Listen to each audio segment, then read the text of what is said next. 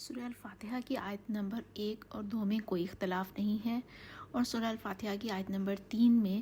نافع، ابن کثیر مکی، ابو عمر بصری، ابن عامر شامی، حمزہ اور ابو جعفر ملیکی کہتے ہیں، اور عاصم، علی کسائی، یعقوب اور خلف العاشر مالکی کہتے ہیں۔ لیکن اگر سورہ الفاتحہ کی آیت نمبر 2 کے بعد ہم وقف نہیں کرتے اور ساتھ ہی ملا کر آیت نمبر 3 پڑھ لیتے ہیں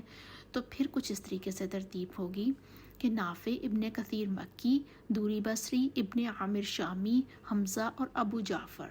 یہ پڑھتے ہیں الرحمن الرحیم مالک یوم الدین،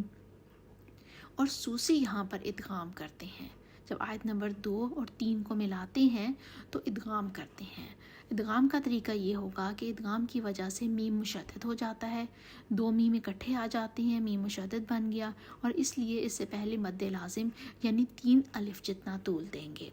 اور سوسی کچھ اس طریقے سے پڑھیں گے الرحمن الرحیم مالک یوم الدین،